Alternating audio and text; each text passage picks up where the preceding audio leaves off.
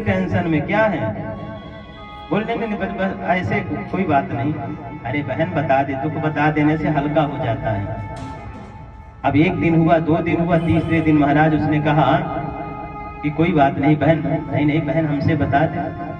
उन्होंने महाराज बताया और तीसरे से बताया, चौथे से बताया, 5वें से बताया और बताते बताते महाराज कन्हैया के कान तक बात पहुंच गई कि ये कलंक हमारे ऊपर लग गया। कन्हैया ने कहा अच्छे भले देखो। फिर कन्हैया ने द्वारिका के बड़े बुजुर्गों को लिए और मणि की खोज में चल दिए। महाराज इधर जो है मणि की खोज में निकले मेरे गोविंद, तो जाते गए, वही रास्ते से गए तो एक जगह देखे कि उसका भाई प्रसेन मरा पड़ा है, पर वहां मणि तत्र न विद्यते, मणि नहीं है। आगे गए तो महाराज एक शेर मरा हुआ पड़ा है, लेकिन वहां भी मणि नहीं है।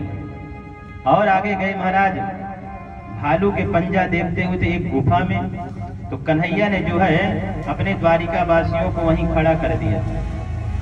बोले 12 दिन तक हमारा इंतजार करना, 12 दिन के अंदर यदि मैं आ जाऊं तब तो ठीक है, नहीं तो आप लोग द्वारिका चले जाना। इधर महाराज 12 दिन तक इंतजार किए। कन्हैया जैसे अंदर प्रवेश किए तो वहां एक कन्या,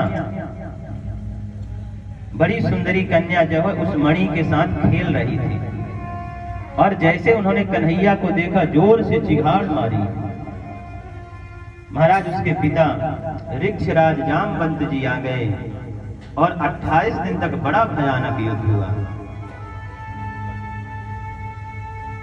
अब इधर जैसे 12 दिन बाद वहां लौटे, कन्हैया नहीं निकले, तो वहां भैया लोग दुर्गा जी का पाठ करने लगे, अनुष्ठान करने लगे।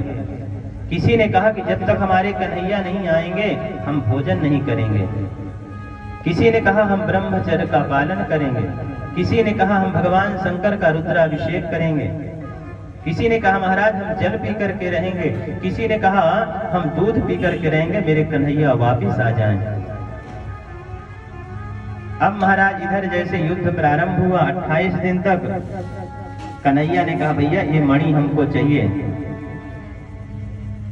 उन्होंने कहा महाराज, वो भी अच्छे पहलवान थे जामवंत जी, तो उन्होंने कहा महाराज कोई भी समझदार पिता ये मणि जो है मैं अपने बेटी को दे चुका हूं, और कोई भी समझदार पिता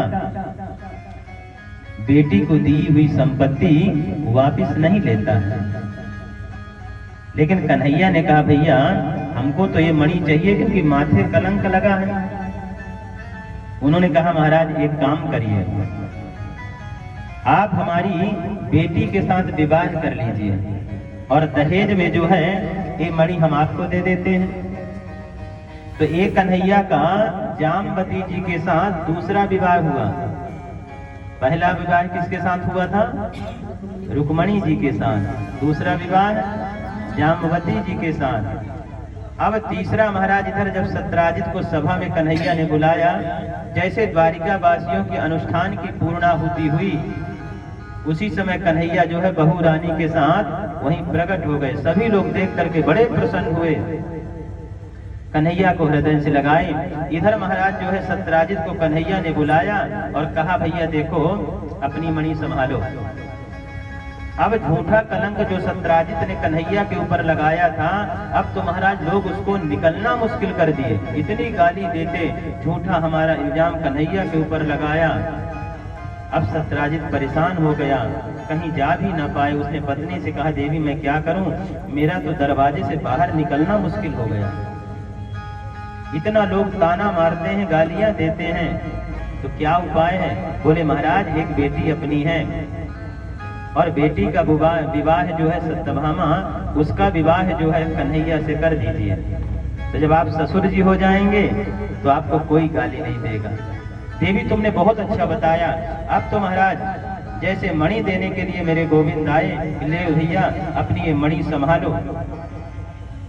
मेरे कन्हैया ने कहा, उन्होंने कहा सत्राजित ने कि आप रख लीजिए। उन्होंने कहा नहीं नहीं महाराज ये आप ही रखिए, और हमारा एक निवेदन है कि मेरी बेटी है उसका पाणी ग्रहण संस्कार आपके साथ हो जाए। कन्हैया ने कहा अच्छा है। तो कन्हैया का ये तीसरा विवाह हुआ सत्यभामा जी के साथ। महाराज इधर एक दिन कन्हैया जो है हस्तिनापुर गए पांडवों से मिलने के लिए, वहां गए। अब इधर जो है मणि जो है सत्राजित रखा था, तो क्या हुआ, कृतवर्मा और सतधनवा इन्होंने कह रखा था कि हम अपनी बेटी का विवाह आपके साथ करेंगे, तो महाराज सत्राजित को समाप्त कर दिए। इधर एक दिन कन्हैया जो है इंद्रप्रस्थ गए अर्जुन से मिलने के लिए। आइए एक सुंदर सा भजन हो जाए, उसके बाद आगे का प्रसंग।